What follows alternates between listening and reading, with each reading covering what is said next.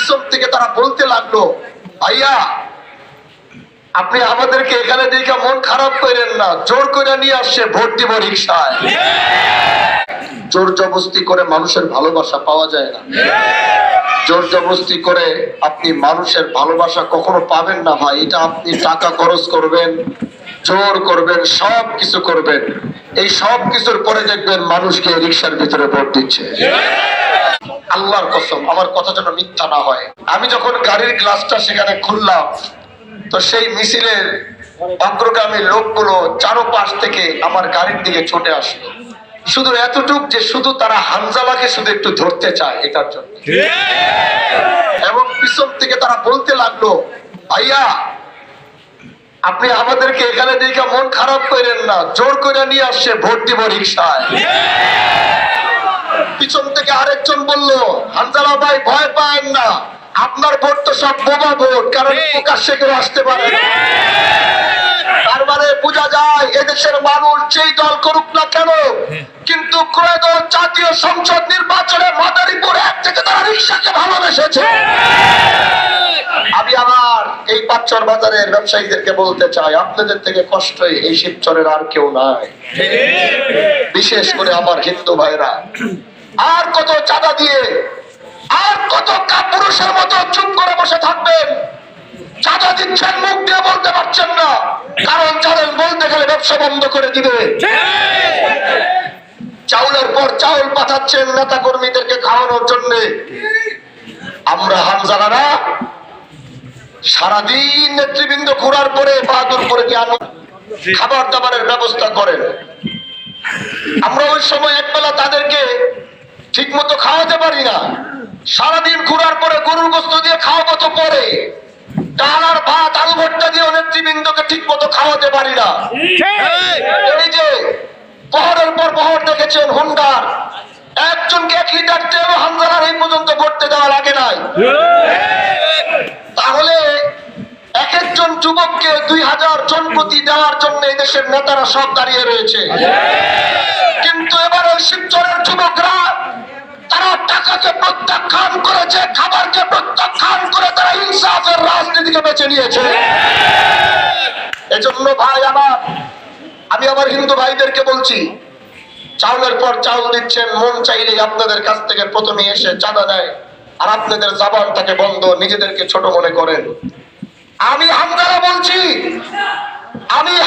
বলছি হিন্দু ভাইদেরকে শুনে রাখেন, আপনারা হাজী শরীয়তুল্লাহর বংশের কাছে যেমন নিরাপদ ছিলেন, সেই নিরাপত্তা দেওয়ার জন্য হামজালা আবার এসেছে। হামজালার যদি বিজয় হবে, এদেশের হিন্দু ভাইরা মাথা উঁচু করে বাঁচবে, 1 টাকা চাঁদা দিতে হবে না। আমি নেতা হওয়ার জন্য আসি নাই, আমি মুক্তিকামী মানুষকে অন্যায় অবিচারের হাত থেকে রক্ষা করার জন্য এসেছি। আমি এদেশের মানুষকে একটু স্বস্তি দেওয়ার জন্য এসেছি। এই শিবচরের আধিপত্যের রাজনীতিকে ভেঙে চুরমার করার জন্য এসেছি। এজন্য একটা বার সুযোগ দিয়ে দেখেন, ক্ষমতা সব সময় সবার কাছে সব সময় থাকে না। আমি সারা জীবন ক্ষমতায় থাকবো না, অনেকে শুধু সারা জীবন ক্ষমতায় থাকতে চায়। আমি হামজালা যদি আমার কথার উপর অটল থাকতে না পারি, আপনাদের কিচ্ছু বলতে হবে না। আমি সুন্দর মতো আমি পেপারে সিগনেচার করে পদত্যাগ করে আমার জায়গায় যোগ্য স্থান, যোগ্য নেতৃত্ব, যোগ্য ব্যক্তিকে বসিয়ে দিব। সব দলের লোকজনরা এখন আমাকে ফোন দিচ্ছে, আমাকে বড় বড় নেতারা এখন আমাকে ফোন দেওয়া শুরু করেছে। ফোন দিয়ে বলে, হামজালা ভাই কেমন আছেন, আপনার শরীর কেমন? ভাই আমরা জানি আপনি ইনসাফের রাজনীতি করছেন, আমার বিশ্বাস আমরা ভাই মুখ দিয়ে বলতে পারতেছি না কিছু, আপনি কিছু মনে করেন না, কিন্তু কোনো বাধা দিব না। যারা আমার কাছে আসছে সবাইরে বলছি যে ভাই রিকশায় ভোট দিয়ে দাও, আমাদের কোনো বাধা তোমাদের জন্য নাই।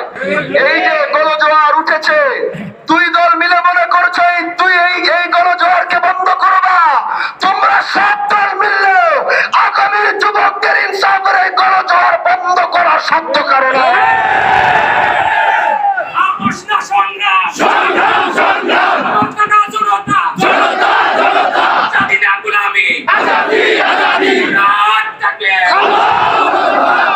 শিবচর বাজার, এই পাঁচচর বাজার এবার থেকে বলছি, এবার যদি একটু সুস্থিতে বাঁচতে চাও, অন্যায় অবিচার চাঁদামুক্ত একটা সমাজ চাও, তাহলে একটাবার ইনসাফের এই প্রতীককে বিজয় করিয়ে দেখেন। বিজয়ের ঘন্টা বাজতে দেরি হবে, অন্যায় অবিচার মাদক দূর হতে দেরি হবে না। একবার সেই সুযোগ দিতে রাজি আছেন? আগামী 12 ফেব্রুয়ারি 102টা সেন্টারে এমন রিক্সা সবচেয়ে বেশি এগিয়ে থাকবে। ভোট যে আমরা পাবো এটা আমরা বুঝে গিয়েছি, আলহামদুলিল্লাহ। আমাদের এই ভোট 2 টাকা দিয়ে কিনতে হয় নাই, আমাদেরকে মানুষ ভালোবেসে ভোট দিচ্ছে। এবার এই ভোটের রক্ষার দায়িত্ব হচ্ছে আপনাদের। আপনাদেরকে আগামী 12 ফেব্রুয়ারি প্রতিটা সেন্টার রক্ষা করতে হবে। আমদালার পক্ষে না, নিরপেক্ষভাবে সেন্টার গুলোর রেজাল্ট না ছাড়া পর্যন্ত সেন্টার ছাড়া যাবে না। কেউ যেন কোনো সেন্টারে দুর্নীতি করে, কারণ আমি চ্যালেঞ্জ দিয়ে বলে দেব, খাতা কলম আনেন। প্রত্যেকটা যুবকরা যাদের মন শক্ত, ওরা হামজালাকে বুকের মধ্যে জড়িয়ে কান্না সুরে বলে, আমরা ইনসাফের বিজয় চাই, আমরা হাতি হত্যার বিচার চাই, আমরা শিবচরকে অন্যায় মুক্ত করতে চাই। এজন্য পারবো তো ইনশাআল্লাহ। গণভোটে হার না থাকবে, কোনটাকে জয়যুক্ত করবো? হারকে জয়যুক্ত করে বাংলাদেশের পক্ষে থাকতে হবে। ভারত আধিপত্যের হাত থেকে দেশকে রক্ষা করতে হবে। আর দ্বিতীয় আরেকটা ব্যালট থাকবে, সেটার ভিতরে 9টা প্রতীক থাকবে। এই 9টা প্রতীকের মধ্যে একটা ইনসাফের প্রতীক থাকবে, সেটার নাম কি?